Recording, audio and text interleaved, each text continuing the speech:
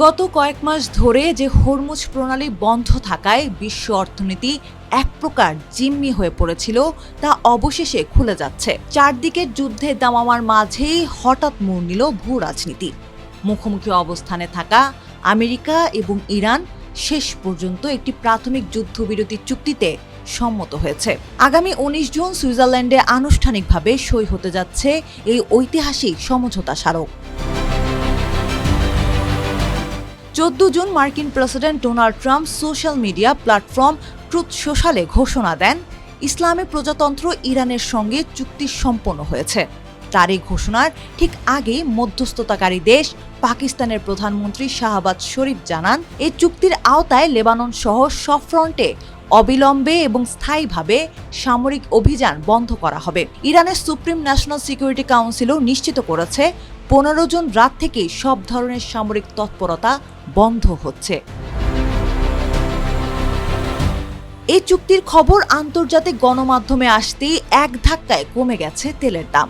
এশিয়ার বাজারে ব্রেন্ট ক্রুডের দাম ৪% এবং মার্কিন ওয়েস্ট টেক্সাস ইন্টারমিডিয়েটের দাম ৪.৫%-এরও বেশি কমেছে। গত ২৮ ফেব্রুয়ারি ইরানে মার্কিন ও ইসরায়েলি হামলার পর মধ্যপ্রাচ্যে যুদ্ধ ছড়িয়ে পড়ে। ইরানও পাল্টা আঘাত হানে এবং হরমুজ প্রণালী বন্ধ করে দেয়। ফলে বিশ্ববাজারে জ্বালানির দাম আকাশচুম্বী হয়ে ওঠে। সামনে আমেরিকার মধ্যবর্তী নির্বাচন।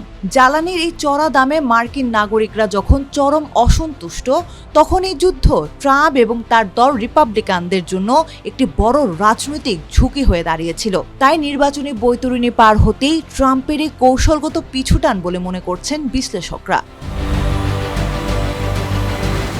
এই পুরো প্রক্রিয়ায় সবচেয়ে বড় অনীহা ছিল ইসরায়েলের। মার্কিন দাবি উপেক্ষা করেই ইসরায়েলি প্রধানমন্ত্রী বেনিয়ামিন নেতানিয়াহু লেবাননে সামরিক অভিযান চালিয়ে যাচ্ছিলেন। ইসরায়েল স্পষ্ট জানিয়েছিল তারা এই আলোচনার অংশ নয়। খোদ ট্রাম্পও নেতানিয়াহুকে খুব কঠিন লোক বলে আখ্যা দিয়েছেন। তবে ট্রাম্পের দাবি, এই চুক্তির মাধ্যমে তিনি মূলত ইসরায়েলকে একটি পারমাণবিক অস্ত্রধারী দেশ ইরানের হাত থেকে রক্ষা করছেন। আপাতত ৬০ দিনের একটি সাময়িক যুদ্ধবিরতি চলছে। খসড়া চুক্তি অনুযায়ী আমেরিকা ইরানের জব্দ করে রাখা $২৫ বিলিয়ন তহবিল ছেড়ে দিতে পারে। বিনিময়ে ইরানকে তাদের সমৃদ্ধ ইউরেনিয়াম দেশের ভেতরেই তরল বা ডিলিউট করতে হবে। তবে ওবামা আমলের পরমাণু চুক্তি থেকে আমেরিকাকে বের করে আনা ট্রাম্প এবার ইরানের পরমাণু কর্মসূচি পুরোপুরি বন্ধ করতে পারবেন কিনা তা দেখার জন্য পরবর্তী ৬০ দিনের আলোচনার দিকেই তাকিয়ে আছে পুরো বিশ্ব।